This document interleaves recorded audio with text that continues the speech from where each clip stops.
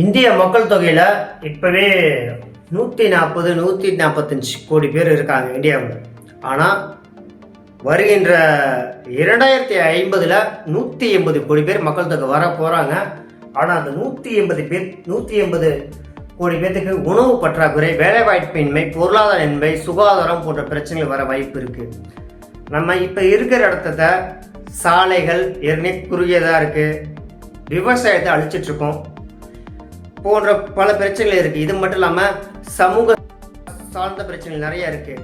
இப்போ சாதாரணமாக ஒரு விவசாயத்தில் இப்போவே விலைவாசி உயர்வு, ஒரு கத்திரிக்காய் விலை, பருப்பு விலை, தக்காளி விலைன்னு ஏறிட்டு இருக்கு. இப்படிப்பட்ட சூழ்நிலையில் இந்த மக்கள் எந்த மாதிரி சுச்சுவேஷன் சந்திக்க போகிறாங்க அப்படின்னா, நம்ம விவசாயத்தை ஃபுல்லாக அழிக்கும் போது இப்போ தங்கத்தை விட பருப்பு, தானிய விலைகள், சாப்பாடு, அரிசி விலைகள் எல்லாம் அதிகமாக உயரும்.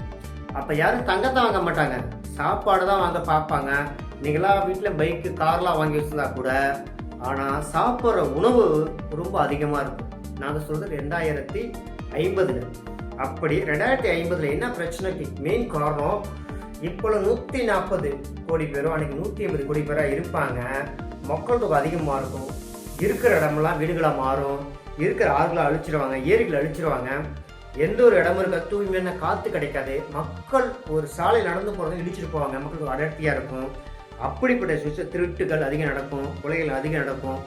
அது மாதிரி நடக்கிற சுச்சுவேஷனில் இப்போது நம்ம எப்படி இதெல்லாம் கண்ட்ரோல் பண்ணலாம் அப்படின்னா, மக்கள் தொகை பெருகி வரலாம். ஆனால் அது தேவையான உணவை நம்ம எப்படி சேமிக்க போகிறோம் அப்படின்னா, அடுக்குமாடி கட்டிடங்களில் பிளாட் அதிகம் போடாமல் அடுக்குமாடி கட்டிடங்களை ஊக்குவிக்க பார்க்கணும்.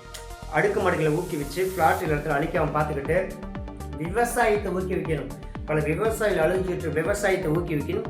இது போன்ற பொருளாதார சம்பந்தமான, விவசாய சம்பந்தமான, உணவு சம்பந்தமான பிரச்சனைகள் எல்லாமே அந்த லேண்ட் விஷயத்தில் இது மாதிரி இது பண்ணுறது இந்த இந்திய அரசாங்கமோ தமிழ்நாடு அரசாங்கமோ சேர்ந்து இதுக்காக ஒரு சரியான தீர்வை தந்தால் அடுத்த வர ஜென்ரேஷனுக்கு ஒரு சரியான தீர்வாக அமையும்.